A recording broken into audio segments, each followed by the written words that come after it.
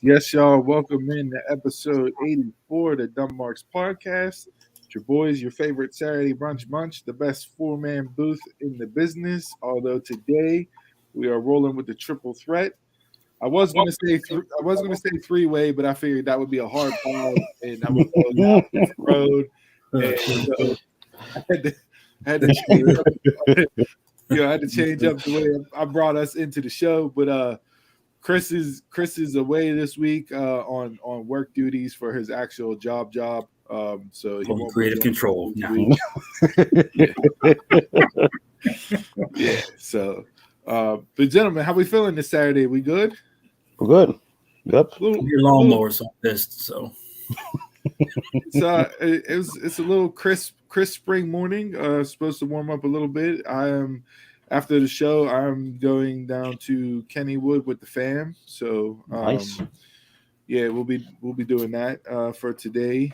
I had date night with the wife last night, so went out. I had good food. I had some sea scallops with this Chilean Thai sauce and pineapple rice, and it was fucking amazing. Man, that sounds good. Like amazing, dude.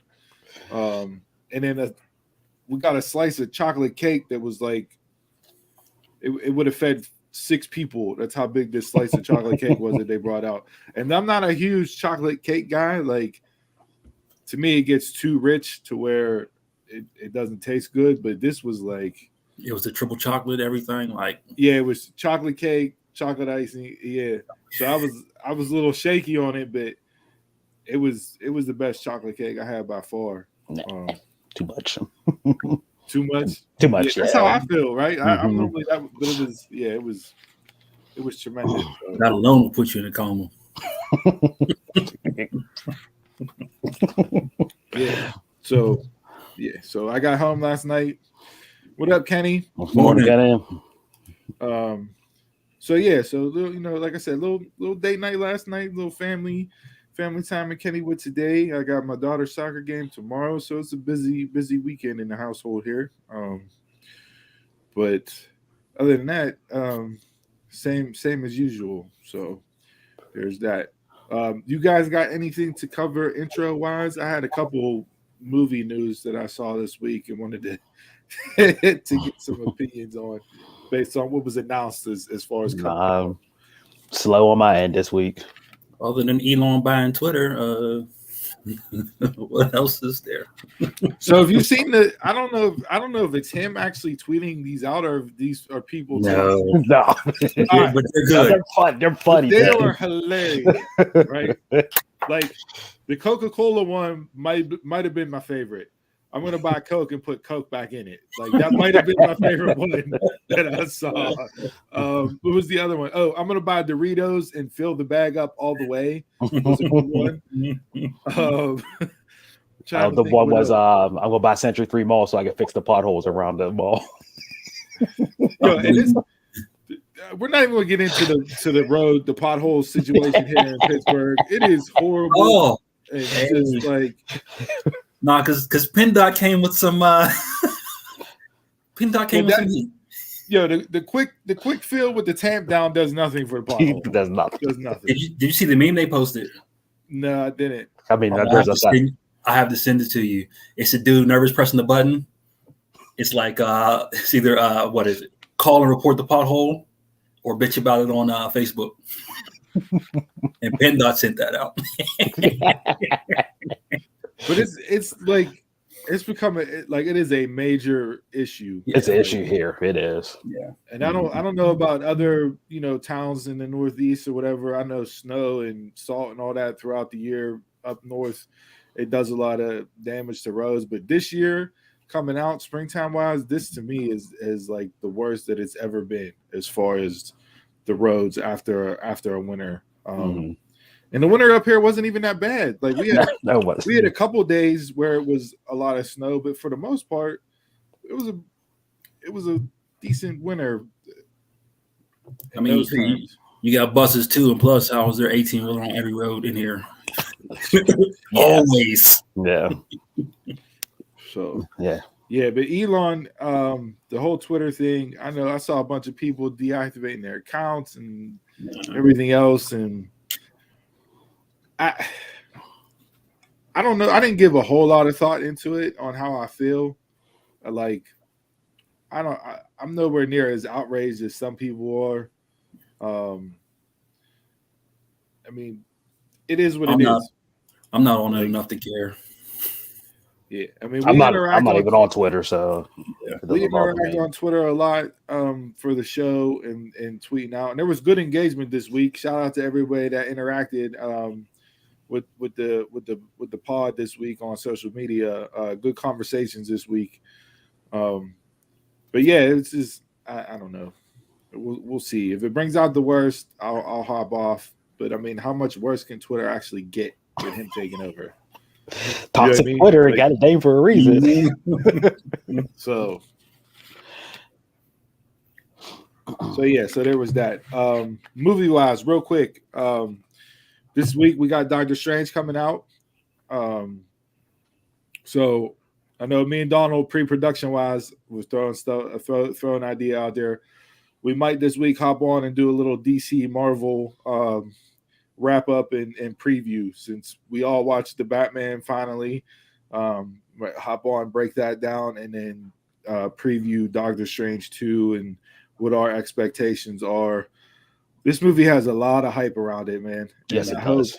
I hope it's not to where it under delivers because of how much hype it has, or it's so convoluted because they're trying to go so many different directions that you don't understand. No idea what's going on. Yeah. Right.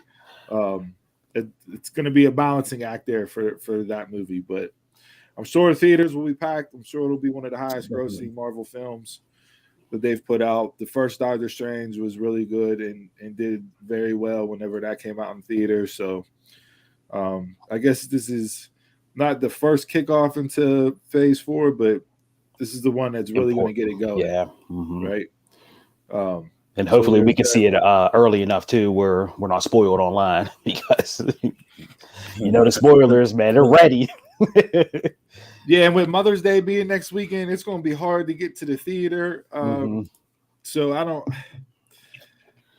know. I may stay off all social media next week and just take a break so I don't get caught up in the spoilers and actually go see it the following weekend, which is what I tend to do. Like, I don't try to get in there first week. This is too many people, too crowded.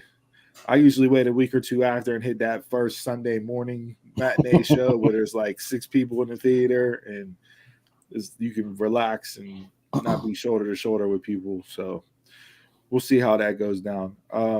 So Mother's Day is next Sunday? Yes, next Sunday is Mother's Day. Okay. So for all you horrible kids out there that forgot about it, including the 3 jag-offs on this show, I had to remind everybody when Mother's Day was. No, I did. Mother's Day is your firstborn's birthday to me. So y'all get group together. Yeah, Donald said that let's go see Doctor Strange next Sunday, and I'm like, yo, it's Mother's Day. And all 3 is at the same time. For real? Yeah. Mother's Day. Yeah, I'm not lying about it. Like, yeah, it is. I know your birthday. You get 2 holidays. You get birthday and Christmas. Son's Day. Hey, no, you would be the guy to throw that out there, Jay. Be all bitter, hand your card like here. Hey, I'm gonna take this, but there ain't no son's day. I don't get no card for being your son. Wasn't my choice.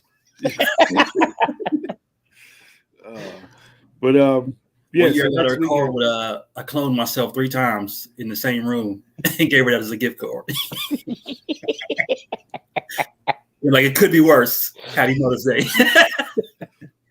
Surprised you ain't gonna gift wrap that air fryer that you bought 7 months ago, finally opened up and put it right back in the box because you were upset at how long French fries were gonna take. It might be that.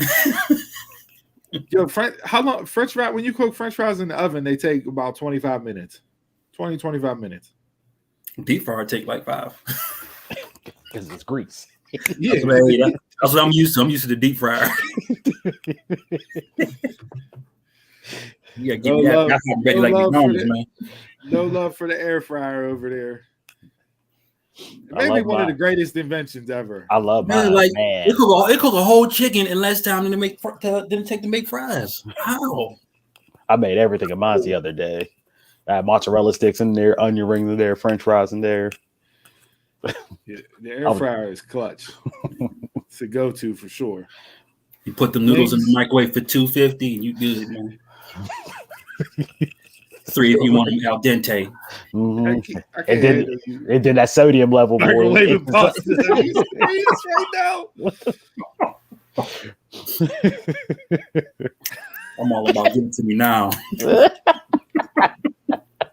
Yo, microwave pot, like when they came up with that Easy Mac microwave bullshit, I was like, this is the downfall of society. Like, first world problems. All right. Real quick here, movie wise, we touched on Doctor Strange coming out. Top Gun 2's set to come out soon. Finally. Yeah. Previews of that look crazy. I watched a video where the actors are actually flying the planes. Mm-hmm. Like they went through training school and everything else, and they're actually the ones flying the planes. So it was crazy to watch what they went through and everything else. It was legit, military training for them to get up and fly those planes. So the special effects, and we'll see if the story lives up. It's a continuation from where the first one ended. So we'll see. Speaking of staying on Top Gun, Lady Gaga has a single dropping tomorrow.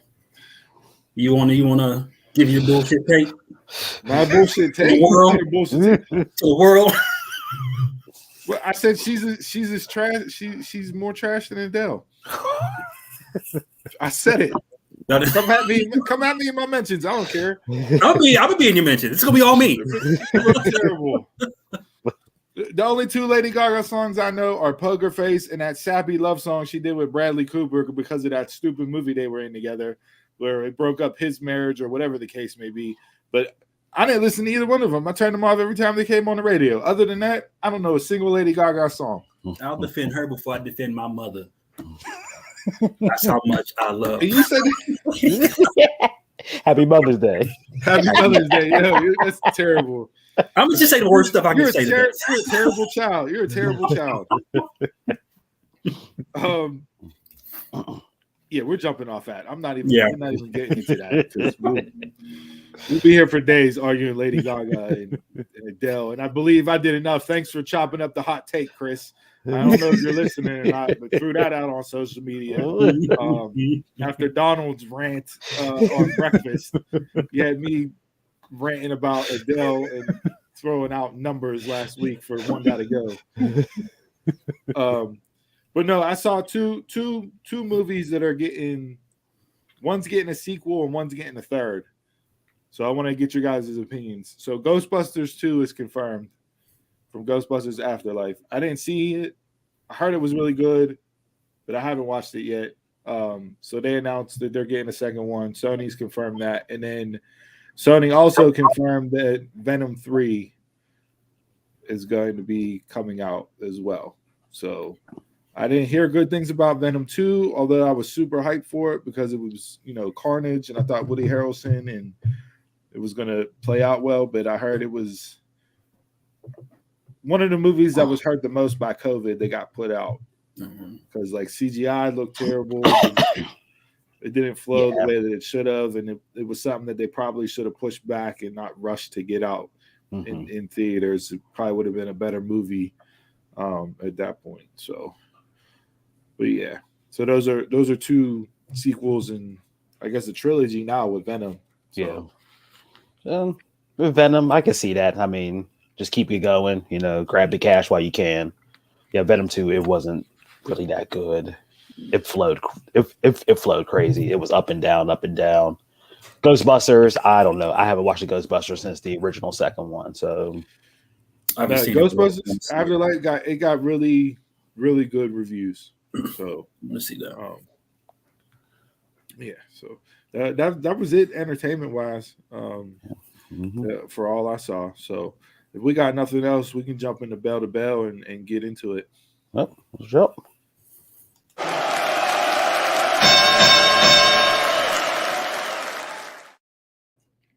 Damn it! I forgot the whiteboard with the sign. The Woody Page. Transitions. Transitions, yeah. So Donald's running the sticks today, production wise, and normally he has technical difficulties because of his internet whenever he has to run the show. So we were just going to hold up a whiteboard for the transitions, and just, bell to bell, and get that eraser marker out, and then drink of the week. I know what's going on. So, yeah, we'll see if you know what's going on whenever we close the show. We'll see if you get that correct.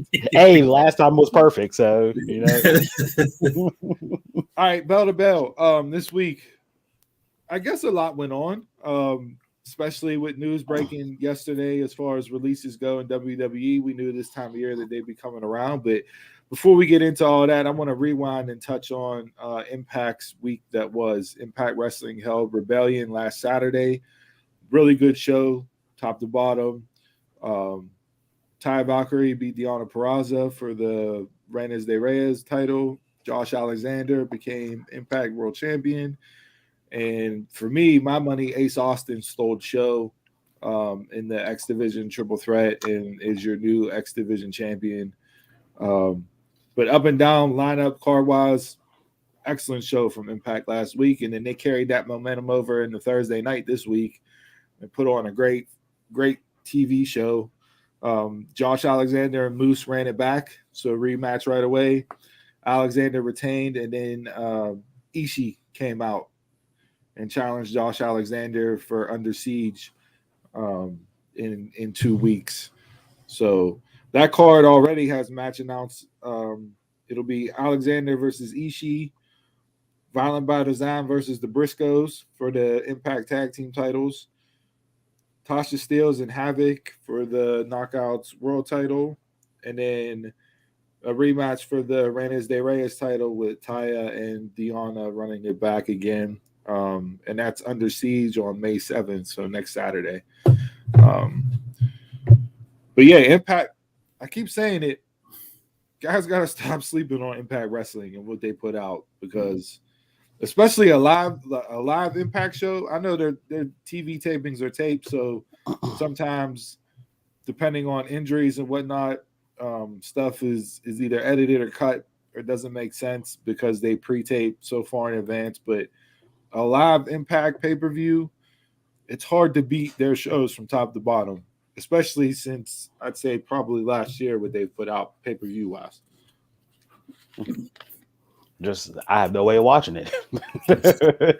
And there's the problem, right? Mhm. There's the rub. Yeah, so if you're not a diehard Impact follower, the casual viewer, they're not going to seek out to find Impact. And we talked about it before. Access is not in a lot of homes.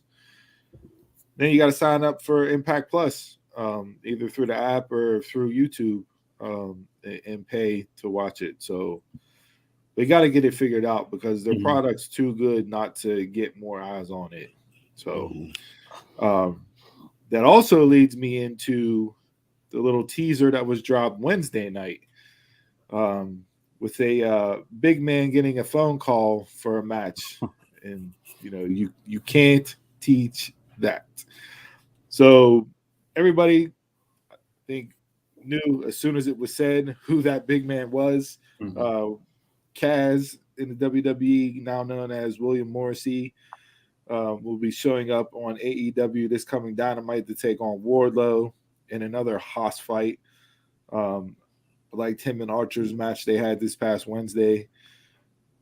But yeah, Impact, I mean, I know AEW coined the Forbidden Door term, but Impact really is the multiverse, as far as people coming in and out and making an impact, no pun intended, on various shows, whether their talents go into New Japan Strong, or people coming into them. I'm just glad that now they're going to get, and we're going to see Deonna as well wrestle Mercedes for the ROH title on Wednesday. Just glad they're getting some people to actually be seen on AEW programming other than the Good Brothers whenever they did the initial run with Kenny.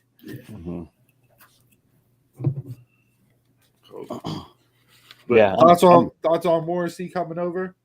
I'm interested to see. Like, I honestly didn't mind Wardlow and Archer. You know, I was worried because we all know Archer doesn't win a big match, right? Mm-hmm. I think he's won one whenever he beat Moxley for the IWGP United States title. But other than that, every big match he's been in, he's lost, right? Whether it was Cody, Moxley, Hangman, Moxley. But if you look at his overall record, I think he's 32-11 or something like that was the number that I saw. So like people are bashing the booking of him, but 32-11 would mean that you're not being booked terribly. You're just not being booked to win the big match.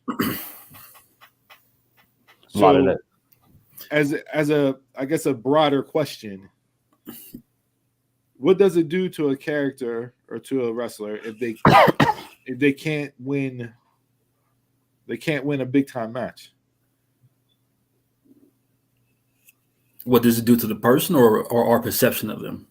The perception of them. Like I said, he's 32-11, so he's being booked strongly. Mm-hmm. It's not like he's 2-12 like Zelina Vega is in WWE, because we can get into them supposedly jumping in and doing power rankings now later on. But they've always done power rankings.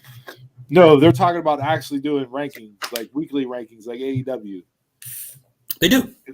Is what they've always had power rankings. I mean, it's just whenever they decide to post them or whatever. Yeah, I'm just saying his record is 32-11, but is that 32-11 a real 32-11? Yeah. I mean, you're on Elevation beating up local talent. Does that really count? That's what I'm saying. Like, it hurts. When you see him on Dynamite, he's typically losing in a big time feud, or a big time or with a big time match. Like, it's rare that he's getting the win over somebody to keep him strong. And I get the story that they're doing with Wardlow, and it's helping build him up, because every single week he just comes out and is more over than what he was the previous week. Like, I love this story that they're telling with him. I love the way they're handling it. To me, it's one of the best things going in pro wrestling. And when he finally gets his hands on MJF, the arena, wherever that is going to come unglued. And I got a thought on how they should do that match too. But yeah, to me, Archer's somebody that should be stronger than what he's being presented in big time matches. Yeah. Yeah. Like, I had higher hopes for him whenever he came over from New Japan, based off of what he did in New Japan. Even if you made him just that monster heel that doesn't get a title shot, right? You could have been that, but now you're throwing him to the bigger guys. It's just bad on his. I mean, not on his part, but I think it's just bad on booking. Very bad on him. I mean, you bring him in to be like this murder, hawk person and like that, and doing absolutely nothing with him, because they got all the handshake deals of everybody got to be champ or pushed in front of his new company. So Punk getting a title shot at Double or Nothing was the handshake deal for him to sign. Man, don't even start on that. I told Jason my plan. If this man here it goes. If this man wins the title, which he probably will win the title during the AEW segments on here, I'm clicking off. I'm not gonna talk anything about that company until that man's not champ anymore. I called it on our watch along. I said it. I bookmarked it on our watch along 2 weeks ago, or whatever the last time they were on live at 7:00, 3 weeks ago, whatever Rampage that was. I said it then. Bookmark it. Double or Nothing. Hangman Punk. Punk wins. And that's what we're going with. So we'll see. I got one end of the prediction right. I got one spoiler right. I called the match. So now let's see if I can, claim the finish. But say Hangman wins. Does this help or hurt Hangman?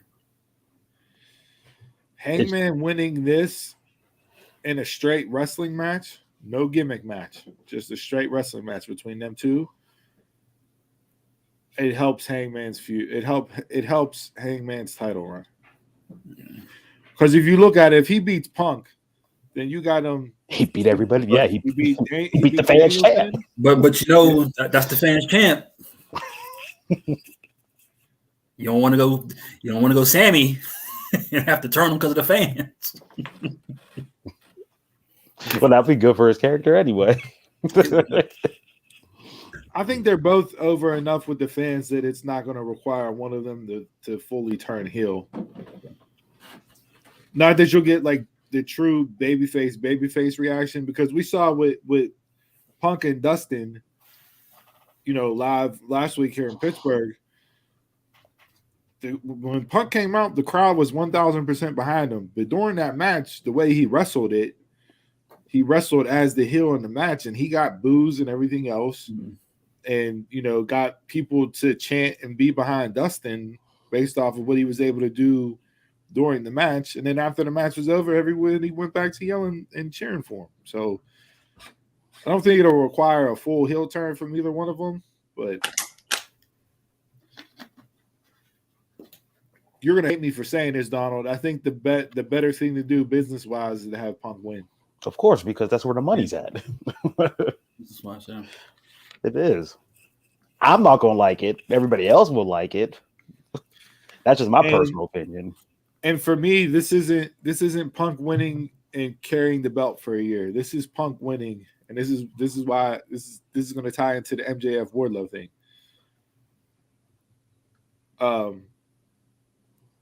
I think Punk beats Hangman. I would have Wardlow beat MJF clean in like 20 seconds. And I say that I'd have the bell ring, Wardlow give him a kick to the gut that looks like it could be a potential low blow, but it's not. Powerbomb Symphony, 1, 2, 3, match is over. Next week, MJF could come out and claim he was low blowed. The heel still beats the heel is still the heel. And then after that, I haven't fantasy booked it to how I would tie it back into him and Punk, but I want MJF to beat Punk for the title, because then you would have your just mega heat heel. Yeah, MJF being the one to beat Punk in a short title reign. I'm talking like, I know Double or Nothing, and we don't get another pay-per-view until All Out. Not counting the New Japan special, mm-hmm. That's a joint venture. So like a Fighter Fest or something. Yeah. And just that'd be Punk. So Punk got the belt, he got the win, he's your champ. Everybody can have their moment in the sun, but have him drop the belt to MJF, put MJF over clean, and I think MJF is at that point like nuclear hot heat for a heel. And then just have you can go with whatever babyface you want to build up from there, which would circle back around to have it be Wardlow. Wardlow, yeah. So to me, the better avenue, the more options, is to have Punk win. Yeah, you can get around it somehow. And then Hangman's just floating to win. I mean, ain't that what all the champs do afterwards anyway? They just float there until, they get another storyline. It'll be in a faction.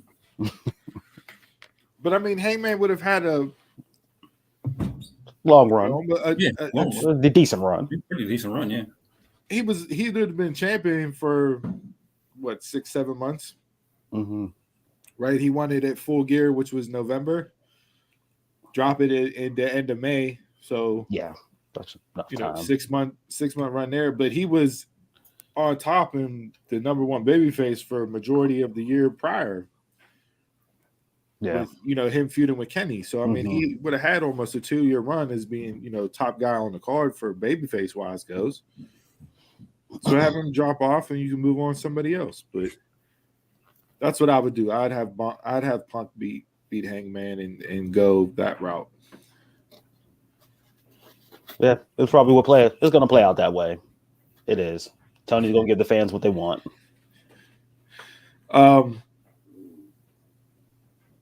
Before I get into my comparison of a certain couple from Wednesday night, I gotta touch on Cash and Dax to open the show. The Owen Hart.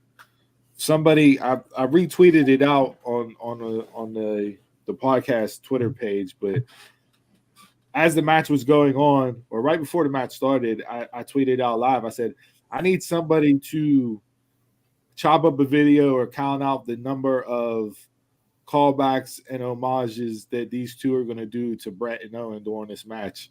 And sure enough, 2 days later, I got, thanks to how beautiful Twitter can be sometimes, somebody put up the video of Owen and Brett, and then Owen and Davey, Brett and Davey, and the callbacks and like that match to open the show Wednesday was everything I love about pro wrestling.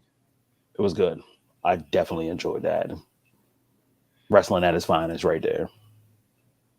Now, Jay, were you sports entertained by that match? Because you're more of the sports entertainment guy instead of the pro wrestling guy. Nah, I wasn't. Let's see. I wasn't. So you didn't enjoy the match at all? No. Man, we're so on opposite ends of the spectrum. Like, I didn't. There was no match here. I don't need the callbacks. You can't call back a million times in one match. The way they did it, when you watch the video of it and the side by side of it, it was just it was so beautifully done. How many times they gonna do the leg scissor, kick up, arm drag move? I was counted out like Chinese suplexes. I haven't watched Brett and Owen or Brett and Davey Boy in so long. I didn't even know what the callbacks were. I was just watching it as a match. Go on to our Twitter feed and look at it because it was just it was so beautifully done. It was tremendous. Between him and Punk, or them and Punk, you just getting like a Bret Hart love fest. Well, they're arguing on Twitter who loves Bret more. I can see if you call back a move, you going through whole sequences, whole segments of a match. Nah, do something different. Give me this. Give me the Eddie shake. That's all you need. And then maybe a sharpshooter. You ain't got to be whole sequences. Cut and paste. Yeah, it was tremendous. Tremendous. But you're not a Bret Hart guy, so that doesn't. Nope. That doesn't. Same here. I'm not either. With you, so yeah, I was a Bret fan for what he did in the ring. Speaks of your taste. It's good pro wrestling. That's what it tells you. The excellence of execution, kind of like me on this show. It's not entertaining at all. Oh, super entertaining. Super entertaining. That was shot up, Brett. That's you. You're entertaining, Brett. So speaking of entertaining, let's go to something that I don't want to say I was not entertained by, but the ladder match, Sammy and Sky. I didn't get any of it. No. Like why do the title change initially? Yep. You know, the whole Sammy's a complete heel now whenever he was one of your top baby faces because of, you know, personal relationship that got out there. Sammy, I don't know who's going to kill themselves in the ring first, Sammy or Darby. It's like they're having a race to one up each other because that match should have been stopped after he missed the 630 off the ladder. Yeah. And now it's come out that he, you know, they've injured his neck and had like a mild or slight concussion. I didn't need it. But my bigger question to you, Sammy and Ty, are they going to be equal to or better than Edge and Lita? No. Because you didn't hate Edge and Lita. I think they hate these two. Wait, when all that came out about Edge and Lita hooking up, and No, getting with people Matt hate- Hardy, they didn't hate. People Edge and hate Lita? that. People hated that. I That hated started Matt the Hardy. whole rated R run. I hated Matt Hardy, so it didn't Oh, bother so me you- none. So you were dapping up Edge like way to slide. No, it was terrible. But no, you were. it was Wait a- terrible, but I didn't Where personally did you get hate. that? Yeah. I didn't personally hate Edge. No, that's cool. I just know when you come over my house, keep my eye on you more around my wife. That's all. Because you're that guy. You're that guy. Like you're that guy with Edge. Yeah, good job, Edge. Yeah, I'm not inviting you over to the next barbecue. That's for damn sure.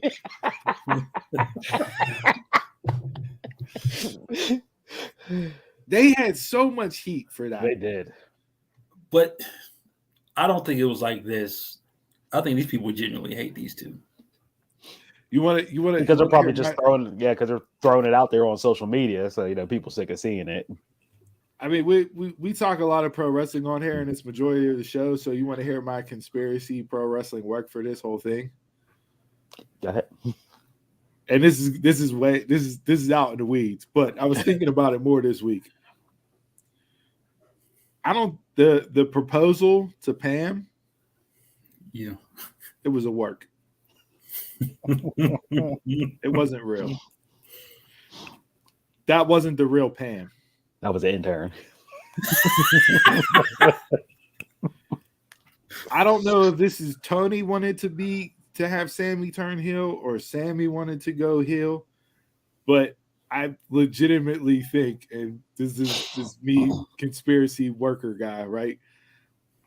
They planted that seed way back when as the catalyst to get the fans to turn on Sammy for him to be a heel. So Pam never existed. No, I'm not saying she didn't exist, but the Pam that we saw In the ring wasn't Pam. was not Pam.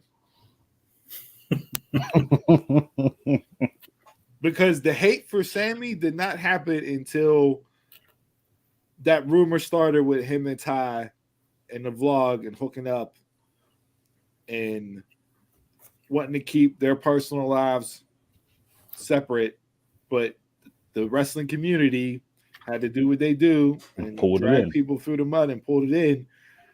And then because of that, how are you just going to propose to somebody and then cheat on her right away and this and that and the other to get Sammy to be the heel? It was all work. It's all work. He was already a heel though. Like Yeah. he was only liked because he was in Inner Circle. Yeah. I mean, he has that natural I want to punch you in the face look. Yeah. Oh, he definitely does. It's that. Like it's the hair, you know, you got the cocky attitude, you look good, body, you know, hot girl. Like I looked at that proposal and I was like, now I outkicked my coverage. My wife is way hotter than I am, so I married up. I don't know how I did it. You know, whatever the case may be, maybe she'll explain that one day before I pass on my deathbed. But Pam pulling Sammy based off of Pam that he proposed to, a little out of her league, right? Brings me back to the point where it was all work. Hey, Dawn, what was that? Was it fight night or was it wrestling with the punch me in the face haircut? That was wrestling. Wrestling? Yep, that was wrestling. Here's a haircut called Punch Me in the Face, and it looks like Sammy. It got the pump in the front. Yeah, like I mean, everything about him is Punchable is a heel in the face. Yeah. Mm-hmm. But because of the moves that he does and everything else, and him being the star of the Inner Circle and becoming the babyface, like I said, I don't know if it was Sammy that wanted to do it or Tony, but I go all the way back to then. This is the way we're going to get them to turn on you. We'll have you do this fake proposal. Because they both said that they were broken up for a while before even Ty and Sammy even got together. So if you go back and you look at the time frame and the timeline, it's like, well, how long were you propose and then break up broken the right way? Yeah. Mm-hmm. So yeah, I'm gonna say, and this is just me watching wrestling for 30 years. It was all work. Everything's a work. It was all work. Everything.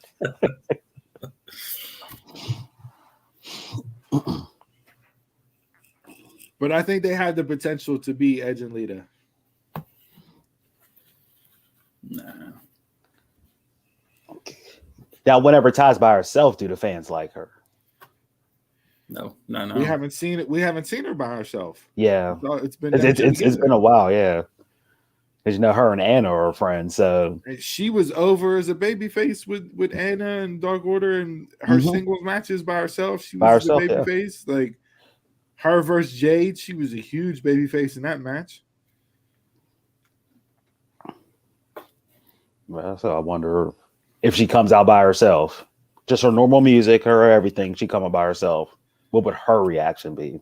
She's getting booed out the building. Booed out the building. No doubt about it. It's that hard of a turn. I don't like. Dang, so American Top Team like this. Flip the faces. The crowd shot behind Scorpio as he reached up for that belt. You would have thought he was Jeff Hardy against the Undertaker way back in the day. Climb the ladder.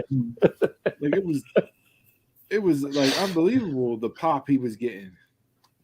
Now whether or not he can carry that momentum, I don't know. But you know, he may come out against Kazarian and be the heel again, and that's where the whole Bryan Danielson fickle fans come in, because you can't have him go heel baby heel or baby heel baby because of who he's wrestling and what they got going on outside of the ring. Yeah. Braun Strowman effect. All right. I didn't watch anything last night. Like I said, I had date night with the wife. So if you just want to fill me in from last night, Raw, I touched on Raw a little bit this week. It was the whole opening segment. Just people were like, "Oh, you got 4 storylines going at once." I'm like, all right, do we really have 4 storylines going on at once? It's already matches that were announced between people, minus KO and Ezekiel. But like the whole everybody out there to celebrate Randy Orton, and then we just have them standing around looking like schmucks the entire segment because it's 4 people interrupting. I don't know. I just didn't like it. To set up the main event. I like the bookend. I enjoyed the opening. I enjoyed the end. Everything else in between. I will say this. Although I think Vince and Bruce are slowly turning Ezekiel into the Ultimate Warrior 2.0. Yes. That's what I was thinking while watching it the whole time. Jay's wearing the shirt. He had the streamers on his arm this week. I'm like, we're getting the Warrior. He's gonna come out with the jacket on 3 weeks from now, and it's just gonna be a big E for Ezekiel. But I hate he's winning me over. Like I don't. It's him. It's just his ability as a performer. I hated Elias in NXT. I couldn't stand him. I thought the Drifter was the dumbest gimmick ever. And then he gets up on the Raw roster and he starts doing stuff, and I'm like, son of a bitch. Yeah, I like them all. This Jagoff's winning me over with this, and before you know it, it's like, who wants to walk with Elias? And it's like me. I will walk with Elias. We will travel down the road together. Now you want to speak with Zeke. Who wants to hear Zeke? I want to speak with Zeke. The dumbest thing ever, but he's getting it. But that's over, what it is. So I can't even be mad. Like, it's always what it is. The dumbest thing will just be like, damn, that got me. Like, it's him truly being that good of a performer where he's taking chicken shit constantly, turning into chicken salad. Because he was the best part of that opening segment when he got in the ring. When he got punched. He's like, no, I don't, you know, I don't know I'm anybody. going to apologize for doing this, but just want to introduce myself. I'm the younger brother of Elias. I'm like, this guy's getting over with me. God damn it. Because I want to hate it. I want to hate it because of how stupid it It is. is. I want to hate it. I'm with Jason. I like the beginning of Raw and I like the end of Raw. You dumb it down for the audience, and there you go. You eat it up. That was it. I had hope in the arm wrestling match. No. Just because there's always an altercation. There's always gonna be a fight. I was asking Jason this week. I was like, how many times Bobby Lashley been in this situation? Arm wrestling match. Like weight benching, you know, stuff like that. The new Mark Henry. They did it with Scott Steiner, too. Test your Yes. Mhm. When him and Triple H had the bench press contest up on the top of the ramp. Yeah.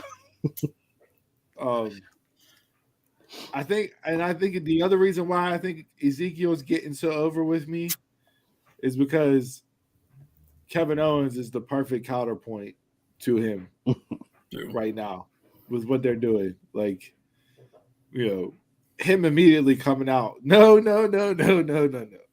He's lying to everybody and just going off like the few highlights. That's it. But that's all there was again. It was just the rest. It was a couple highlights, and the rest was trash. WWE let them the whole this week. I don't even know if there was a highlight on SmackDown based off the recap I read because I was reading through it. And I'm like, man, this is this is a rough watch. Only good thing was the contract signing. That didn't happen. That got turned into a 6-man for Backlash. Yeah. So we're not even getting a world heavyweight. We're not even getting a unified heavyweight title match on the first pay-per-view after the belts were unified. We're getting a 6-man. I was thinking it was going to be for all the gold. It's not a unification bout no more. So the tag team titles aren't being unified. No. Nope. It's just so a brawl. we're back to square one again with what are they doing with this unification of belts if Roman's is the only one that's unified? Guess what you're gonna get? You're gonna get Money in the Bank. You're gonna get the Usos versus RK Bro for the unification. They see how good it is. They're gonna just pull it out. They're gonna drag it out. Versus Jimmy. You mean Jimmy first? Jimmy first. Yep. First Riddle. They're just gonna drag it out. Randy versus Jimmy. Riddle versus Jay. And if this is their jumping off point to start building up Drew to face Roman they gave it a name. What did they name the pay-per-view? And they gave it a name this week. Something at the castle. Carnage at the Castle or something like that. I can't remember. It ain't that cheesy. Oh, it's cheesy. Oh my god. It's cheesy. I know I saved it. I bookmarked it. I'm trying to remember what it was. Carnage at the Castle. Sounds like I'm playing the Castlevania game. Clash at the Castle or something like that. Yeah, Clash at the Castle. Clash at the Castle. That makes it even worse. When is this supposed to be? September, after SummerSlam. Which, by the way, got a terrible logo change. I don't know if you saw that they put out. No. Because it's in Nashville. And they went like country they went country with it. Type. Yeah, it's hot garbage. Hot garbage. It's as bad as the NFL's logos. When they changed for the draft, all that shit was terrible too. Stop. I'm trying to incorporate the city. That's the money. That's the money. But I do not need Drew McIntyre going over Roman Reigns at Clash at the Castle. Nah. I don't want to see this from here to that point. Me either, but No. I've got a feeling that's what we're going to get. We're going to get the summer of Drew being built up to take on Roman. As soon as I heard Drew's music, I was just like, Yep. it was a letdown. It's still it's still there. It was there for a whole year and a half. And then you got Roman running scared again. Stop doing Why is that? He's not that type of heel. No. So why is he run like? I hated all the SmackDown. During the contract side, I did like when his music hit while they were fighting still. It was like, oh yeah, he gonna come down and whoop ass. And then Drew's music hit, and I'm like, you know what? There goes that segment. Yeah, the whole Scottish bagpipes is not the same as the glass breaking. You don't get the same effect when that happens. To have Austin come down and stunner everybody at the end of the wall to clear the ring out. Drew coming down, swinging a sword around, trying to assault and murder people just doesn't have the same effect. Cool. What do you think of Mustafa Ali coming back? Hopefully, it's a good relationship. Hopefully it's not a future endeavor relationship. Like, hey, put somebody over and then you out. Hopefully, they use them. For the something meaningful. I mean, you got 2 years still out of him, or however long his contract is. You better just use them. Except paying them just to stay home. And the big disagreement was on the gimmick change that they wanted him to do. Mm-hmm. And him and Vince got into it, and eventually he asked for his release, and then they just told him to stay at home. So obviously conversations were had to the point where he's back on TV. Now, how long he is and how he's presented, what he actually does, who knows? But him mixing it up with The Miz in theory, I don't want to say gives me hope, but at least it was a return on the right foot. I'm interested in seeing him and Ciampa go. Yeah. Ciampa, thankfully, that was one of the better name changes that happened with him just being called Ciampa instead of Tommaso Ciampa. So I'm okay with that. At least it's still, I can still identify with the character. Yeah. Not like, Kylie Ray being Abigail Fire or whatever the hell her name is. Fire. Yeah, Alba Fire. It's weird to me because how the fans pick what they want and then shit on what they don't like. But these name changes, they're just and it's more with NXT people so far because obviously main roster people are established with their names. Yeah. So, but like how they're just randomly throwing in the explanations as to why their new name is their new name, like that promo package with her dragging the bat and then all of a sudden it's a torch. It's a torch. Yeah, I enjoy that, but I don't like Alba. What is Alba? That's terrible. Call yourself Phoenix. The only Alba that's good is Jessica Alba. Okay, there you go. Other than that, we don't need no other Albas to touch. But I don't get it. Like you hear the fans, they're behind Katana Chance and Del Toro. You don't want Gunther. Did you hear Casey's explanation for why her name changed? No, I didn't. So it was a digital backstage interview that they cut. Right. And I only saw it because somebody posted it on Twitter. I didn't go seeking it out or anything, but like she cut a promo and it was her talking about nothing. And it did like she gave this story about how she Casey is one persona, but it's not her true persona. And this, when she said the name, is her real persona. And it's a person that, likes to rave and let loose and drink whiskey and all this. And I'm like, what are you even talking about? Like, this is no depth, no understanding, no nothing. It's just them like throwing shit behind a name change because they had to do a name change. It sounded like alter ego. It sounded like Kaylee Ray's thing with you're like, I have to return back to what I was and all that stuff, and it brings out the fire. I didn't see. What were you, a pyromaniac? You were a pyromaniac. That's what you were returning back to. You're Kaylee Ray. Only people that carry around bats that light up in the torches like that are people that set shit on fire. Or go to raves. That's not even a rave tool. That's an arson tool. I'm building. That was a purge thing there. yeah. I'm building buildings down with this. This is what I'm doing. So you are a pyromaniac back over across the pond. Okay, that's something interesting, but we'll see how it works out for you. They'll get behind that. They're going to have to. They just won't get behind Gunther. He's always going to be Walter. Which They just won't get behind Gunther. And Butch. I watched NXT on Tuesday straight through, for the most part, and I know, and rumors were based off the releases yesterday and some of the people that got released, NXT backstage executive people, so, Shawn Michaels, those guys, were reportedly upset based off of some of the releases because of storylines that are ongoing and what's been set up and everything else. So being blindsided by those individuals getting released doesn't bode well to keeping, your staff that produce and write the show happy, which then probably affects the performers who have to go out and perform the stuff that they write and produce for them.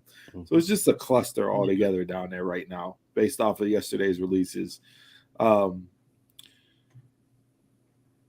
Anything shocking as far as who got released yesterday from NXT? To me, Persian and Dexter. Dakota shocked me because I thought she was main roster bound. They said reports were her and Dakota was Bivens. going to leave anyways. Yeah, her and Bivens didn't resign. So Well, Bivens didn't want to resign. They made him resign, and now they cut him. Got the hit road treatment. He didn't want to resign in February. They talked him into resigning. He resigned, and then now they cut him. For me, for my money, both Dakota and Bivens were two people that had star potential that they just wasted away with. And you could tell Dakota, they didn't know what they wanted to do with her because they changed her character and then they reunited her with Raquel and then called Raquel up. So you could kind of see, okay, something's going on here backstage wise as to why they're booking her the way that they're booking her. Bivens completely. I don't think they wasted Bivens. They didn't waste Bivens. He got the maximum out of what they got the maximum out of him. But I think they could have gotten more out of him. They could have, yeah, if they didn't, yeah. If they'd have kept him going, yeah. And we're not going to play the game of where they should sign. No. I'm not going to do that, but I will say this. As much as Smart Mark Sterling is over there in AEW, with what I Jade and Kiera and Red Velvet being the baddies now, I would reach out to Malcolm Bivens to be the mouthpiece for those three women, and you would have classic gold if he's out there with those three women. Classic gold. Give him that live mic too. Oh, it would be tremendous. It would be tremendous. His creativity and wordplay and everything else, what he would be able to come up and say for those three, I just like I said, I'm not playing that game. Where should they sign? But that is absolutely a call I'm making. And then, what do you do with Diamond Mine? The brothers can kind of talk a little bit, but Roderick, based off of Tuesday night, you could already see Roddy's on his way out, right? Oh, I thought it was Bivens on it. I thought it was just the Bivens on his way out treatment after I seen he got released. Because he was like, my way or story wise, I got it being, Roddy being out, because if you look back at that segment, that's a Roddy's the heel in that segment with them. Mm-hmm. And then, he books them against the Viking Raiders. And it's like, okay, like you're, kind of getting him to turn heel in the group and be out on his own again. Because they're baby faces. We said that out for the gauntlet and what they did. Like, and Roddy hasn't been on TV in how long? So now you just throw him back out there and he's cutting a heel promo on them. about how they can't finish and haven't gotten the job done, and Diamond Mine needs to be top tier and everything else. Like that's a heel promo. So yeah, I mean, Diamond Mine obviously is no more because you're not gonna have Roddy be the mouthpiece for everybody. Yeah, no, that's not going to work.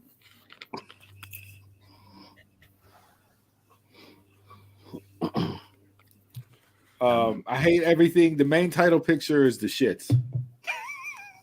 Only thing I enjoyed was the women's tag match. That was it. Everything else was terrible. Jason told me what happened with the main 2 weeks title. ago. I watched all of last week's. It was terrible. It was absolutely terrible.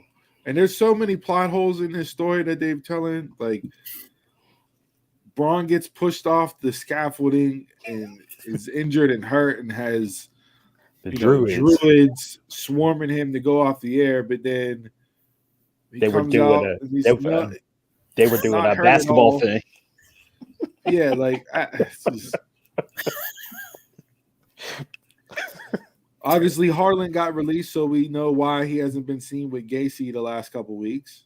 And that was rumored to be based off of him not progressing in training and not getting better in the ring. How true it is, who knows? But that's what's come out since he's been released. And Well, I thought that good. If they're doing like we talked about this with when they first started NXT 2.0 and switched it over about how you got like a 6 to 8 month window and then they're going to cut people. Mm-hmm. Look wise and everything else, the dude had it. Mm-hmm. And then you have him shave his head, completely bald. He's out there not speaking, doing the Kane nails gimmick, psychopath type. Like, that didn't do him any favors. But if he wasn't progressing in training, okay, I can see why you're cutting bait with him. Yeah. But like, how many of these people coming in on an NIL deal are going to be the same way? Mm-hmm. They're going to be super green. Like, where's Gabe Stevenson's? Where's he been? Where has he been at since the Raw after Mania? Hopefully training. So what if 6 months from now he doesn't get it? What do they cut him after they hyped him up to be the next big thing, the next Kurt Angle? Well, he's main roster. I think that's just going to be down there in NXT. And that was a mistake they did with him. Putting him straight on the main roster. So yeah, we'll see. I don't know. This week in general for WWE just kind of like, I don't want to say broke me from the point of me not wanting to watch them anymore, but especially with everything else that's going on right now. We had NBA playoffs, we had the draft, NHL playoffs are getting ready to start up. Mm-hmm. Baseball is what it is, although I don't watch that. But like, there's other options right now. The weather's starting to turn around, so I can sit out in the backyard and drink a beer or two or whatever. Like, it's gonna be hard to make me sit down and tune in for them on a weekly basis moving forward. Don't worry, I'll keep you updated. It's easy. All right. I ain't going nowhere. It's very easy. I ain't going nowhere. I do it every week. All right. The only thing I enjoyed this week in wrestling was Wardlow Senton. That was it. And the women's tag match on NXT. Everything else was just background noise. You didn't like the Jericho flash paper to Eddie's eyes? Can you see me now?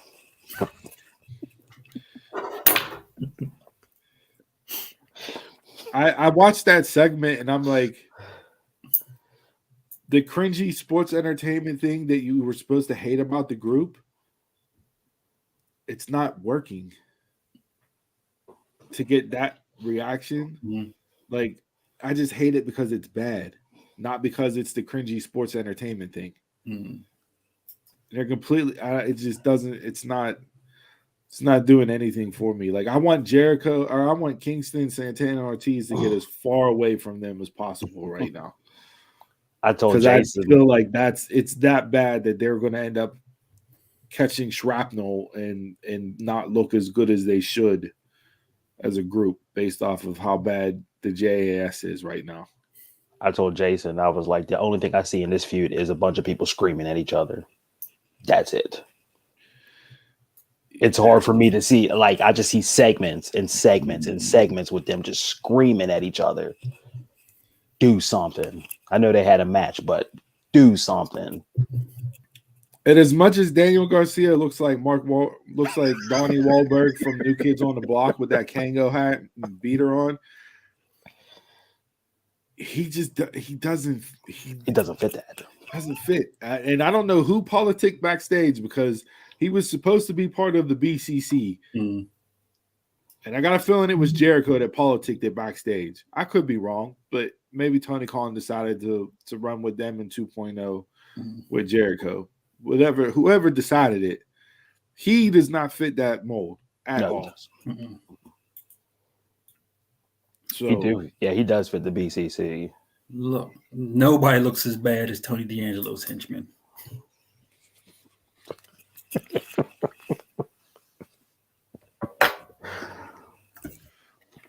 I'll give JS the knock on that one. And the one thing I will say about NXT 2.0, just start every show each week with Nikita Lyons, please. Thank you. That's all I'm gonna say. Yeah. If I can get her and Elektra Lopez in a match, I'll take that as well. Thank you. Can they go a 60-minute? 60-minute Iron Woman match? Take that. Yeah. I will say I don't mind the interference and them, turning it into a tag match. I think it was smart booking for them to do that instead of have Nikita beat Lash again, clean in the ring. It helps everybody out in that little that little pairing, that little grouping there. Yeah. So that was smart booking of them there. The only other thing that I have bell to bell wise that was newsworthy from my end. Well, two things. One, it was announced yesterday. Cody Rhodes will be on the Broken Skull sessions with Stone Cold. That will air, I believe, next Friday. That will air. Really looking forward to that one. I caught myself at work singing Cody's theme song. I hate myself. Couldn't stand the man in AEW, Dawn. Couldn't stand him. Hated him. Now he's in the E. He's back in the Fed. Yep. He's out there skipping at work to I never hated Cody. I've always been a Cody fan. Oh, here we go. Okay. Believe me, I was a Stardust fan. Trust me. Yeah, he was a Stardust fan. He was. Whenever, I don't know, it was just the whole, you're doing too much effect in AEW. Like you were always the main event, gist of everything. I don't know. The grandiose entrances and all that. Yeah. But I am curious to hear Cody on this and see how much he gets into things. Yeah. I wonder what the boundaries are. Yeah. I don't see him being I see him being open and honest, but not in a negative bashing way. Yeah. I don't see him being disrespectful to AEW at all if he's allowed to talk about it. I mean, we had Jericho on, and Jericho was a really good one, and he talked about AEW and stuff. Yeah. So, they tend to let Stone Cold run with it and let him do his thing. Now how they chop it up and edit it will be a different thing. But coming off the heels of Bully Ray's episode, which is probably my favorite Broken Skull session that was done, this one has my interest peaked as well as something to tune in for. I will definitely be watching. I'll be watching that. Yeah. And then let me just double check here before. Do we want to get into AEW? I want to save the AEW WCW comparison until Chris is back on next week. With the news that broke out with Warner and Discovery Media. Yeah.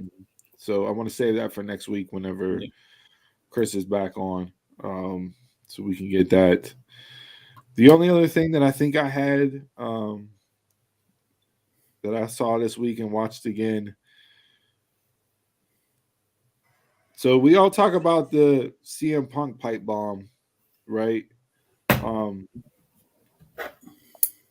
But many people forget the Joey Styles pipe bomb that he cut on Raw when he quit the company. I watched it again this week. It's about 3 minutes long. I don't want to say it's better than Punk's, but that's a promo that people need to put more respect on as far as shock and awe moments in pro wrestling from a promo and what it did. And there was a lot of truth in there. And I think he really spoke from the heart during that promo and cut it. You know, he cut deep with a lot of stuff he said, but I brought it up because not only for the promo aspect of it, but why does Joey Styles' name not get more respect as far as commentators in pro wrestling goes? I never liked Joey Styles. I love Joey Styles. In the original ECW, he was one of the best things about that. I mean, you hear JR, you hear Shivani's name, you know, if you're older generations, you talk about Gordon Soley and you know, Gorilla and Heenan.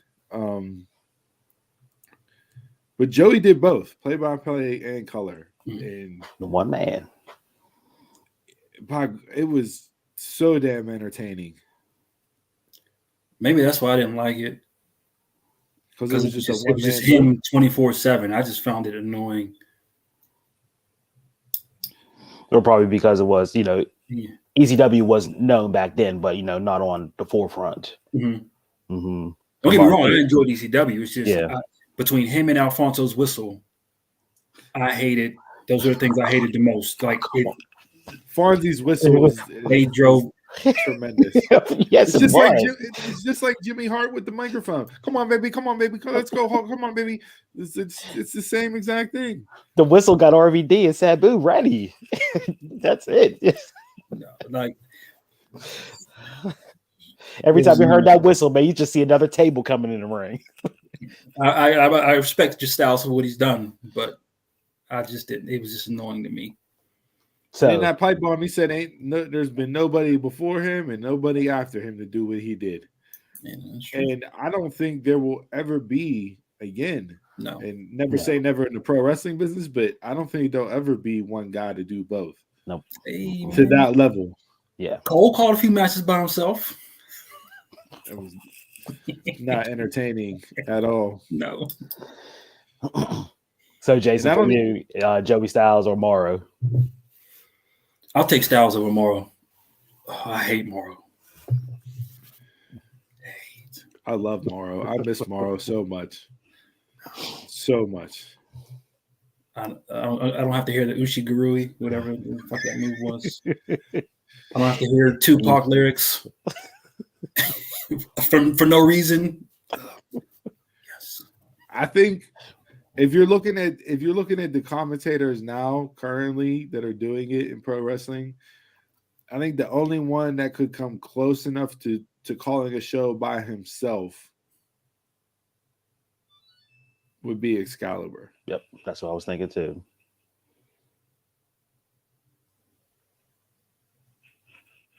That could handle calling the moves as well as doing the color. I think he's the only one. And I don't even know if I would like the presentation now of just having one guy. Yeah. But no, you need somebody to bounce back and forth. Yeah, because you're so used to, you know, the heel commentator and the face commentator. But yeah, I mean he's probably the one and only person. And do you have I know Joey can call and then switch to the excitement factor. Can Excalibur do that? See, that's the thing. I don't know. He's more of a talker. And I think if you go back and listen to Excalibur during PWG shows, I think that'll, based on that and plus what he's done in AEW, that's kind of why I say he's the only one that could pull it off if it had to be done. For my money, him and Taz are the best duo in wrestling. Like, give me them two, and I can listen to them call stuff all day long. I thought it was a nice touch on last night having Riccaboni call the ROH TV title match, to keep that, as part of the ROH presentation. Mm-hmm. So that was a nice touch. Joe looked really good last night.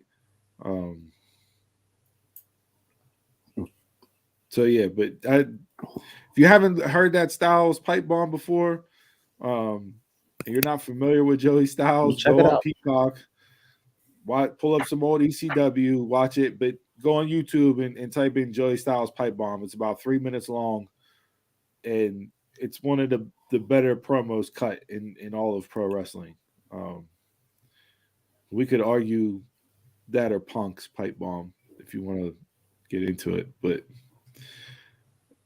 for me, I tend to like Styles pipe bomb more than Punk's, and I'm probably way in the minority because people hold that CM Punk pipe bomb as like the greatest thing in pro wrestling ever. It's like Flair and Dusty did that on a nightly basis. So. Yes, they did. And AJ's was good too. AJ Lee's. True. Do we want to touch on Becky Lynch's comments or no? Save that for another time. Another time. Yeah. All right. Throw that in with all the Anything else? AEW talk. Anything else from pro wrestling this week? Mm-mm. All right. Well, with that being said, then time to drink. Chug, chug, chug, chug, chug. All right, so this week's drink of the week is brought to you by I'm a Delmark, and this should have happened 3 weeks ago. WrestleMania weekend, this drink of the week should have happened, but I had a water main break and then shit was crazy, and I left the beer at my house, so we couldn't do the live drink of the week segment like we planned on doing that week. So with that being said, we're finally getting into it today. As Donald's holding up the can, we're going to be reviewing the Jack Daniel's Tennessee Honey Lemonade. I hope I gave you guys that Crown Peach tea to try. I don't know if you drank it yet or not. Not yet. No, but it almost has. I've been confusing it for orange soda every time I reach in the fridge. I hope what I'm hoping with this is the Crown Peach tea. When you guys drink it, I got like the aluminum can taste like you get with Lipton tea and Okay. Nestle and all that, and it just completely threw it off for me. So I'm hoping with the lemonade, I'm hoping it's not the same thing, because then I'm gonna have to make this by myself with lemonade and Jack Daniel's whiskey honey to begin with. So yeah, it is 7% alcohol by volume, so it got a little Stain. bang to it. Little smell good. Smells really good.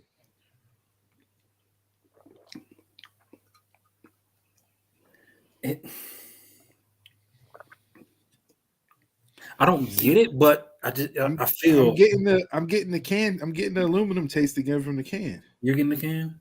Yeah.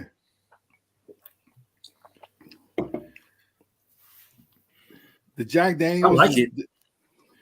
The Jack Daniels is more prevalent than the lemonade. Yes, it is. My fear is if I pour this in a cup, I'll get more to can. That's what I've noticed drinking these things. You can, I guess, drinking from the can, it kind of takes the can away from you. When you pour it in a cup, you taste like, this is officially, this is canned. So it's a perfect blend of whiskey, honey, and lemonade. And for me, the Jack Daniel's honey whiskey is probably my favorite one that I drink regularly. I can drink it straight on the rocks, mix it with ginger ale, whatever. Now I feel like I almost got to go out and buy some Simply Lemonade and do it yourself. Do it myself to see if it tastes different than what I'm getting in the can here. It's good. It's definitely cookout. It's definitely cookout vibes. Like you can. It is. Mm-hmm. cookout. We got graduation parties getting ready to start up. I'm not mad if I reach into a cooler at a cookout or a graduation Grab party and this. pull this out. Yeah, I'm not mad at that.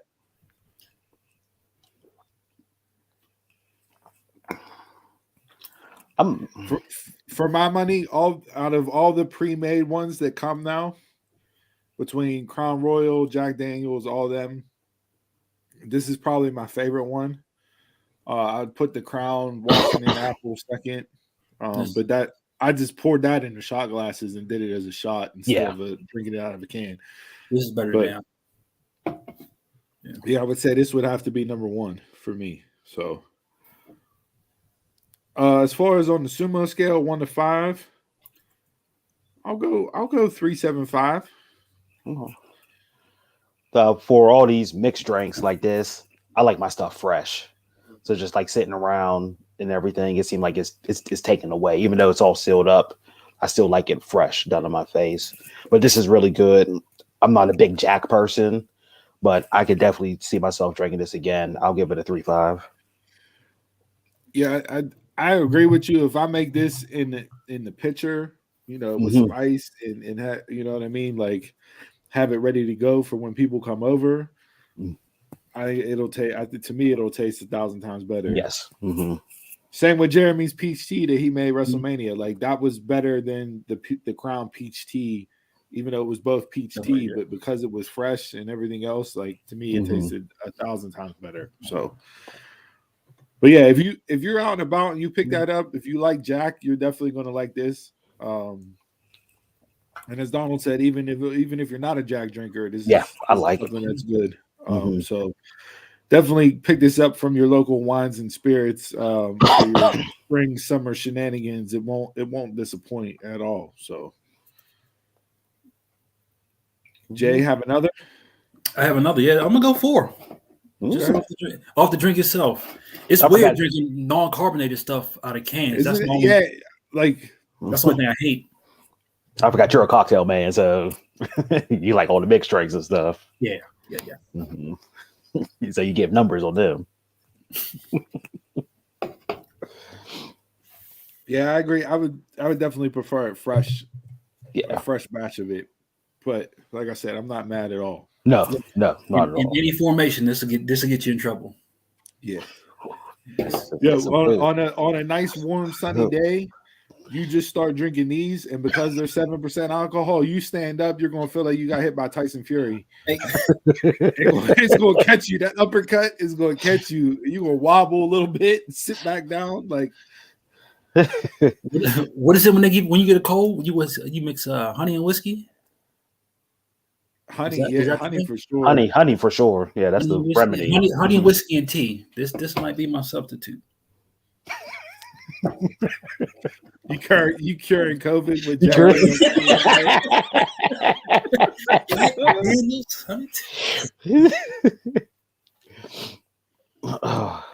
Too bad if Fauci would have said this 2 years ago.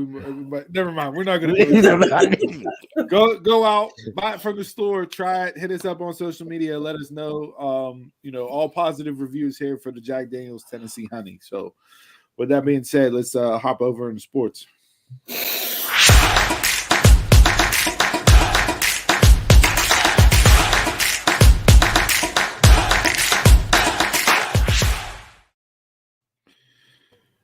All right, this week in sports, I know we got the NFL draft, so it's NFL heavy right now. But I do want to touch on something from baseball because I don't think this guy, when it comes to pure hitters of the baseball, gets enough credit.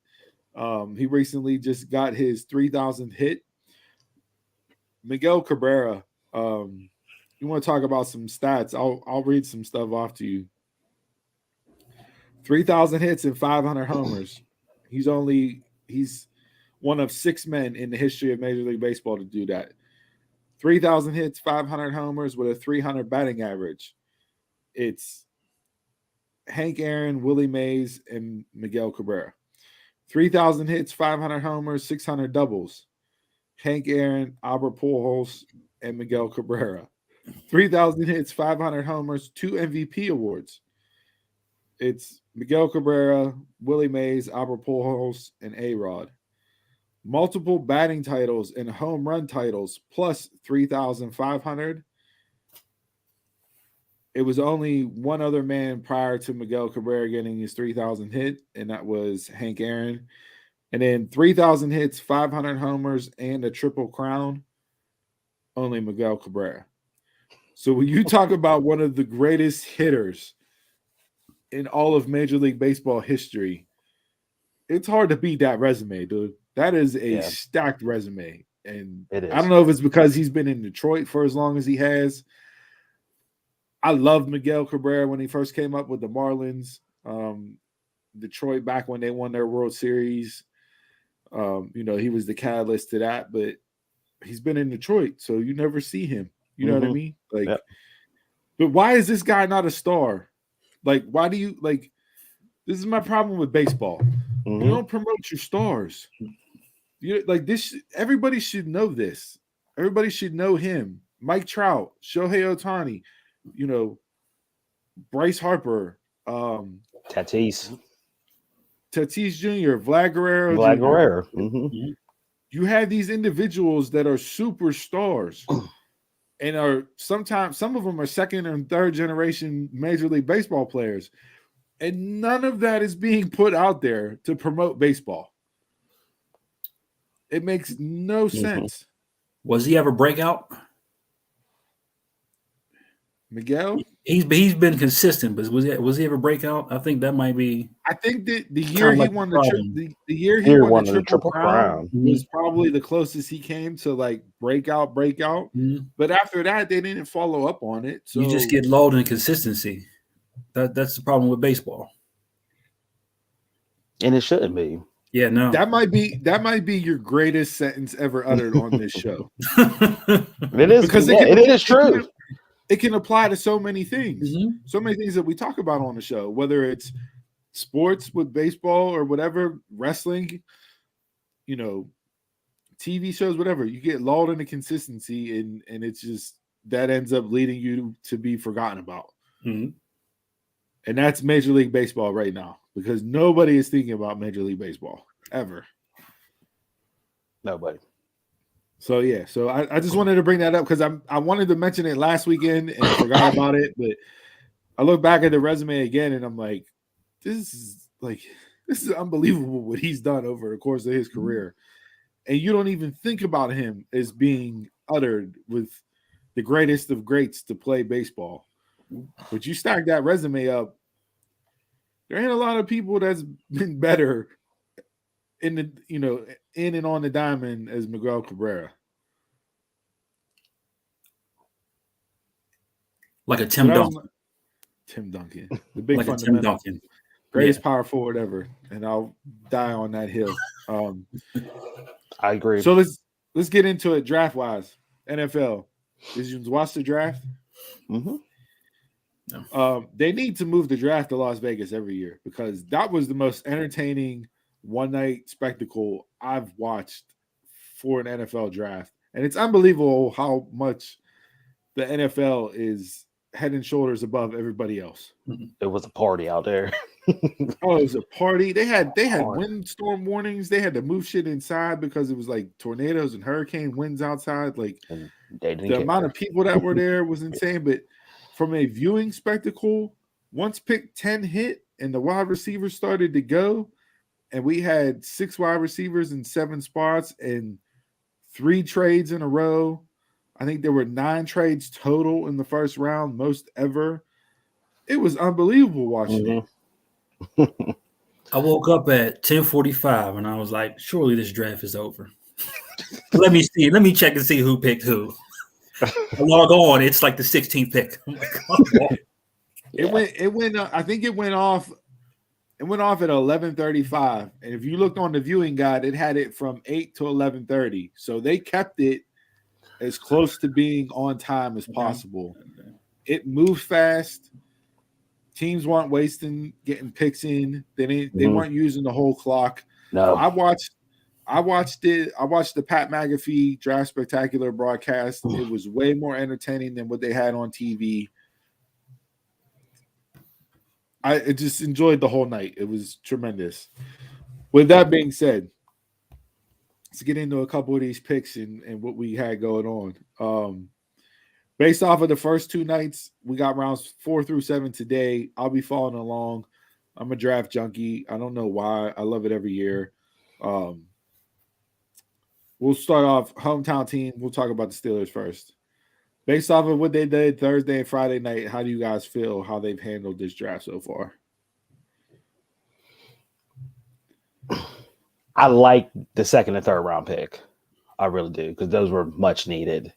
The first round pick with Kenny Pickett going, I don't think they really needed him. I was always on that side, was like, hold out till next year when there's a better crop of quarterback coming out. There's so many more needs in a quarterback. But since they picked him, now I'm questioning why they get Trubisky. Now, I don't know if they picked him because of the whole Haskins situation and, you know, they were forced to pick a quarterback right away. But now I'm like, if you were going to get him or a quarterback anywhere in the first round, why did you take Trubisky? Probably not throw Pickett to the fire. So this was the conversation on local radios shows here yesterday, especially the morning show on 93.7 The Fan. They were arguing, you draft Pickett at 20. If he's not your week 1 starter, then it's a bust pick, and you shouldn't have drafted him. And I'm in the opposite field. I don't feel like just because you drafted him 20th and your first overall pick of this year's draft that he has to start week 1 for it to be a successful pick. Nobody in this draft should be starting week 1. He's the most pro-ready of the quarterbacks that were in the class. He's older. He's 24. But if he sits a year, Mahomes sat a year. Mm-hmm. Right? Like, he played week 16, and then they were like, once they saw him play week 16, they were like, oh, we'll trade Alex Smith because we got our guy, right? Mm-hmm. I don't need to see Kenny Pickett on the field week 1. Look at all Will he beat Trubisky out? Potentially, yeah. But I see a lot of people saying, well, his ceiling is only Trubisky, so why did you just draft what you already signed in free agency? And I don't know if I tend to agree with that take either. I think he's more of an athlete. Yeah. And a better arm than what people are giving him credit for. He's improved every year he's played. Yeah. Yeah. You know, he doesn't turn the ball over. He's accurate as shit. So, like, if you're going to go quarterback, my thing is seeing how the draft played out, especially last night. Could you have taken a different position in round 1 and still gotten Pickett in round 2? Yeah. Possibly, yeah. Mm-hmm. Or if you had Pickett and Willis 1-2 or Pickett and Ritter 1-2 on your board, if say Atlanta would have taken if the Steelers don't draft Pickett and Atlanta would have taken him in round 2, then would you have gone with Ritter or Willis in round 2 instead? But my thing is for me, the only other positions I would have considered in round 1 were wide receiver and D-line. And by the time they got up there, the people that they were going to take were off the board. Mm-hmm. So you're not going to reach for those positions. No. So is any pick in the first round at 20, given how the board played out and how the picks went where they went, wouldn't you consider any position to reach at 20? Because you didn't trade up. I think the only 2 people that they would have traded up for me was Hamilton, the safety from Notre Dame who went to Baltimore, and Jordan Davis, who Philly drafted, who traded ahead of Baltimore to take because everybody and their mother had him mocked on to Baltimore. And as much as I hate the Ravens, I say this every single year at draft time. Their fucking drafts, like, I can't be mad because I look at who they draft and I go, that's a Steelers draft. The franchises they draft so similar, it's unbelievable. They grabbed Hamilton and Linderbaum in the first round. Then they grabbed Ajobo from Michigan. I probably pronounced his last name wrong. Who would have been a first round talent if he didn't blow out his Achilles during his workout. Okay, yeah. And they got somebody else. Like I looked at their list last night before I went to bed, and I'm like, I would, if that was the Steelers draft, I would be more than happy with that draft class. With no quarterback? With no quarterback, yes. Mm. Because you upgraded every single position that you needed to. Minus, I don't think the Ravens took a wide receiver. I could be wrong. But the wide receiver pick, Pickens has all the talent in the world to be the best wide receiver in this draft. He has a lot of off the field stuff. So maturity wise, hopefully he can come here, learn from Tomlin. My worry is just like when Chase came in and got with Juju, and we saw how that played out, right? Maturity level. I'm hoping Pickens isn't the same way. But I would have liked to have seen him grab Sky Moore instead. Local kid. He went to the Chiefs to pick right after. So, they had their choice. So obviously they had Pickens higher on their board. And then third round, DeMarvin Leal has the potential to be a steal in the third round. He's inconsistent. Hopefully getting in and working with Hayward and Tuitt and Watt and those boys, he learns to be a pro and becomes consistent, because if he's consistently on, his tape, when he's on, it jumps off you. It's just that he didn't do it consistently. So he might be a steal in the third round, but again, the pick right after them, Marcus Jones, cornerback out of Houston, who went to the Patriots. I would have liked to have seen that pick more instead of Leo. So both my picks in the second and third round went right after the Steelers actually picked who they picked. But looking at it overall, I'm not that mad at what they did 1 through 3 right now as a total draft class picture-wise. You needed a quarterback, you needed a wide receiver, you need defensive line help. So you got that in the first 3 rounds. Now, 4 through 7, you still need another weapon. You still need cornerback, probably another linebacker. So we'll see what they do with these last 4. I think they have 4 picks. Yes, they do. 4 picks remaining. So, but yeah, that's where we're at. The only other thing that I'll say on the draft is I love what the New York Jets did. Everybody's saying they had a great draft so far. Great draft. They had 3 first-round picks that I think are going to be all tremendous pros. I think Sauce Gardner is a tremendous pro. Garrett Wilson, Jermaine Johnson, who transferred from Georgia, was at Florida State. I'm a Florida State guy, so I'm very familiar with him. He absolutely crushed it last year. I love everything they did there. And then they got Breece Hall in the second round, arguably the best running back in the draft.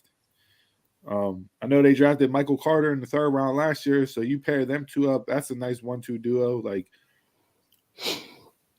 It's still the Jets, but yeah, you see what they're doing and how they're building it, and it's like, okay, this team has the potential to be another problem if Zach Wilson actually works out. The AFC is loaded, man. Mm-hmm. The AFC is loaded.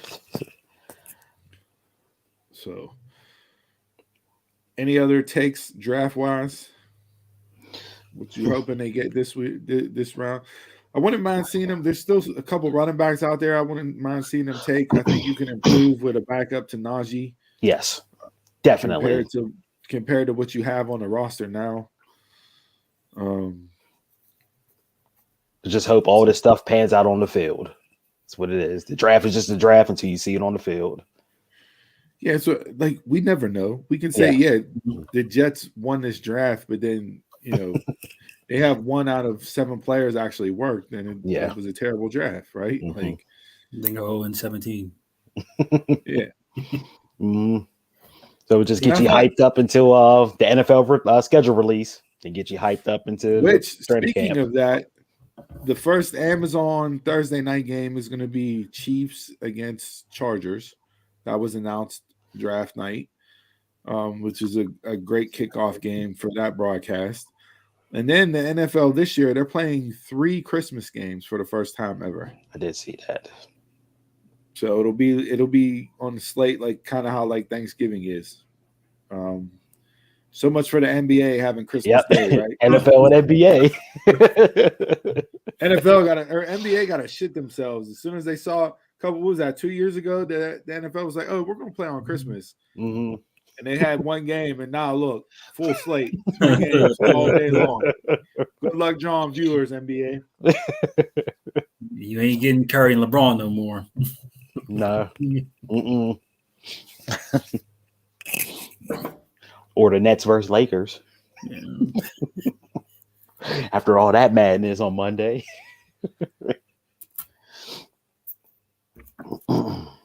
Damn, $12 to park at Kennywood? Shit.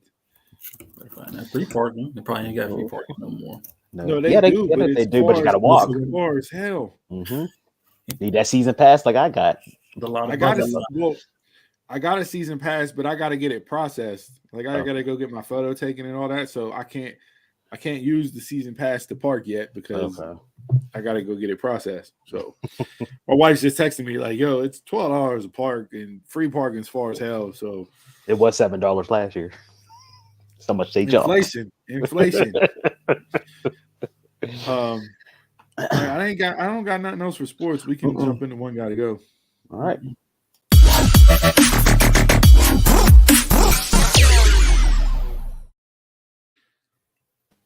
Do we have the results from last week's pool?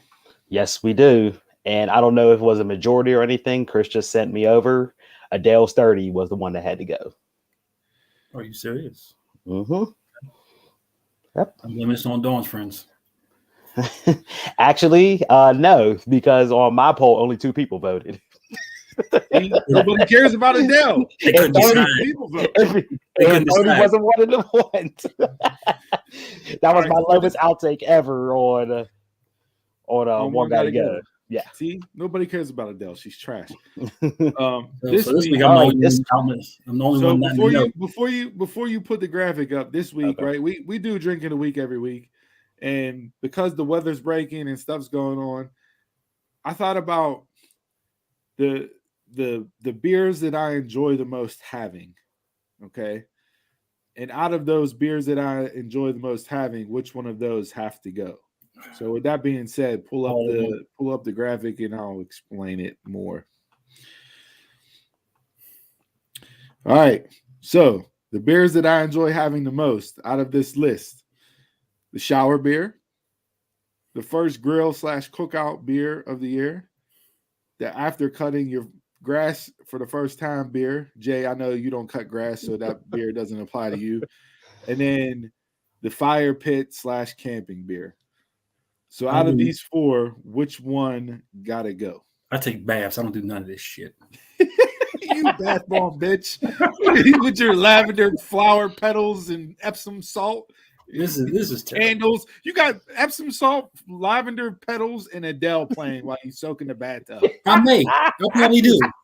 Soft as Charmin. Soft as Charmin. The more bubbles, the better. You pick it up in your hand and blowing them out there. I don't drink beers, so I don't care about this list. Did Chris give his take? No, he didn't. Chris don't care either. Motherfucker doesn't even vote on the list. He didn't send me anything. And he drank the Jack Daniel's Tennessee Honey Lemonade before he left to go away for work, and didn't give his review for that either. Nope, he didn't give me anything. Fuck. All right, so Jay, all right. Look, I'm never going to drink anything in the shower, so shower beer got to go. Oh, having a shower beer is tremendous. You don't know what you're missing by not. I'll do the fire pit beer. I've done that. I don't care about the rest. I'm never going to cut grass. Fuck that shit. This whole list can go, man. Shower beer.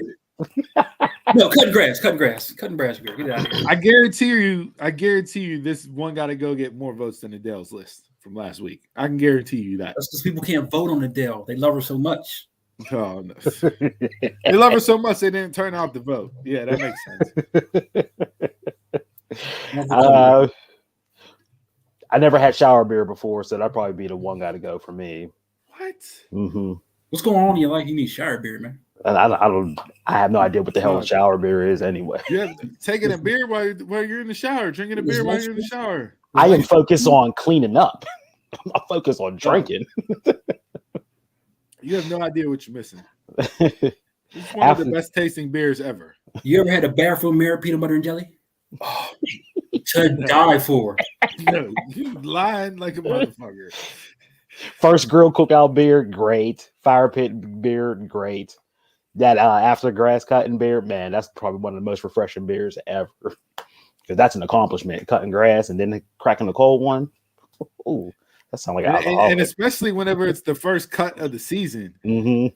When you're out there now, like I'm in the suburbs, but I'm not like suburban, not out in the suburbs as much as other people are out in the suburbs. But when you were on the block and each dad is looking at the other dad, like who's going to be the first one to cut their lawn this year? And it happens out there. There's people that'll back peer pressure. What the peer? It is. Y'all succumb to peer pressure. You have to make the community look good. That's housing value market. Community. That's housing value market. You have to. The first guy to break and cut their grass, when you have the freshest, crispiest lawn on the street, that crack of that beer and taking a sip of that, you might as well just go up to the pearly gates because there ain't nothing that tastes better than that. On the porch. It is a euphoria of just emotions that I can't even describe to you in words. Hey, look, my backyard is dead because I killed everything, so I wouldn't spray poison ivy spray on everything, so it's brown out there. You want the first beer for that? Come work on this shit. Make it look good for me, please.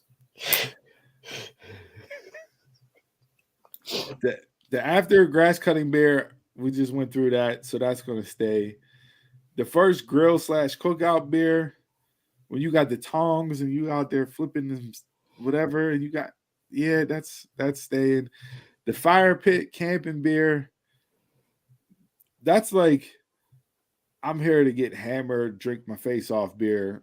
So those are like different category of beer drinking. It's not just having one and being satisfied with the one. You're going to sit around and drink 6 or 8 while you're around the campfire. Yeah.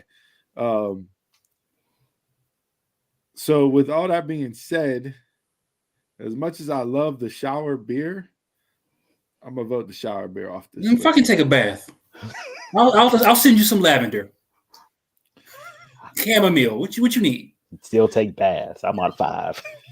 You're like 6'5". What type of bathtub you got? Because I know you bo-kneed than a bitch in that bathtub. Well, okay, you ain't got no bathtub that's fit your lady ass out there. I can't fit in my tub. I take showers, man. Yeah, look at you. You talk, yeah. I'm about to take a shower. I'm going to take a bath today. I know you are. You got some salt lavender ready to go on deck. OnlyFans coming soon. Jason Tub. Jason the bathtub. Type of beer. I just fixed my car beer. That's a great one too. I changed the laundry over beer. That's not, no, you can't. The kids are stressing me out beer. Oh, that's a good one right there. No, because the kids are stressing you out. Beer doesn't exist. It's the kids are stressing me out. Liquor. Beer, you go straight to the hard stuff. You don't do beer when kids are stressing you out. You pour from the bottle. Sometimes you just open the bottle and do a quick swig and put it back down. Yeah, you don't enjoy that beer. No. And I can't have kids because that's gonna be a fucking problem. Daddy, what you doing? None of your business. This is special juice. All right, let's get into final thoughts. All right.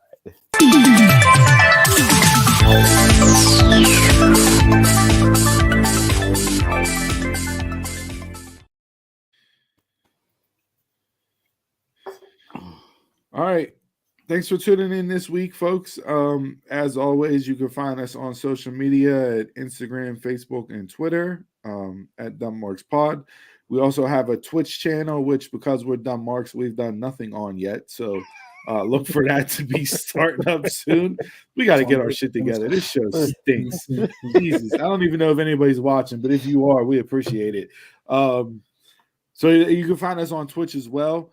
Email the show at dumbmarkspod@gmail.com. Also head on over to Pro Wrestling Tees at prowrestlingtees.com/dumbmarkspod. Pick up some merch for the show. We appreciate the support, and we will give you a live shout out on air. Or you can send us an email bitching about how much you hate us, and we'll read that out loud as well to give you your pub. So with that being said, we got all the shameless plugs in to end the show. Anybody got any final thoughts here before we wrap up on this Saturday afternoon?